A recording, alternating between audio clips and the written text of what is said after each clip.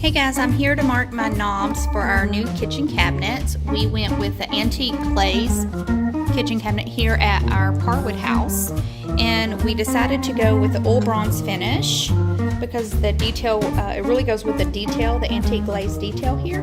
So we think those look really nice. You can use the large bar knobs or the single knobs, whichever one you want. You can change it up however you want, as far as if you want the single knobs on the drawers or the larger knobs on the drawers. We decided on this house to use the single knob on the drawers and the large knob on the doors. And the reason we did that is because we have one single cabinet here that is small, and this large bar knob won't fit. We normally do the bar knob on the drawers just because you have less drawers than doors, and it saves you a little money. We order these from Amazon.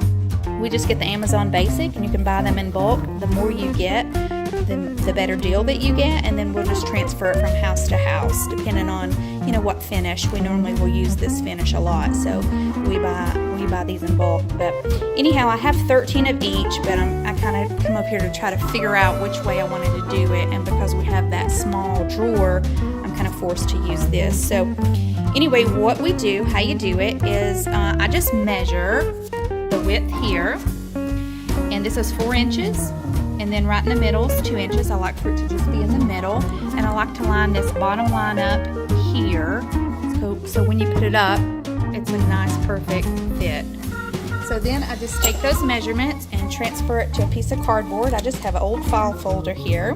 And then I just measure 4 inches, and then 2 inches would be in the middle. And then I measure from here to here to match from here to here. And then I place my knob.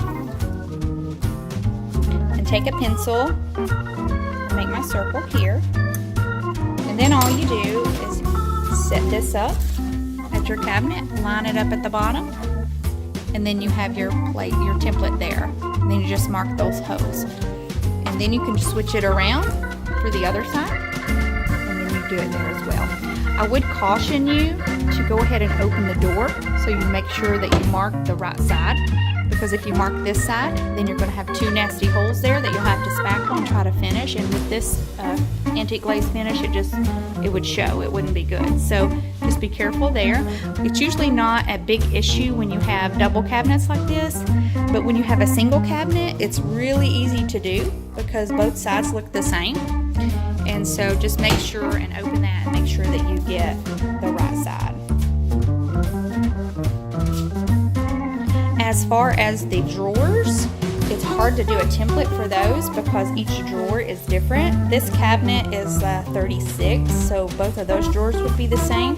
What I do is just go and measure the width and the height and just go straight in the middle on each one. This one is an 18, so it's going to be different than this drawer.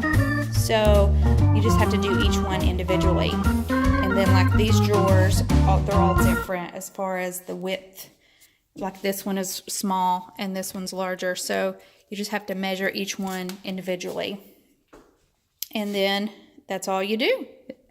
Once you get your places marked, then you're just going to drill those holes out, and then you place it up there, and there's a screw that goes in the back, and you're all done. And it's nice and finished.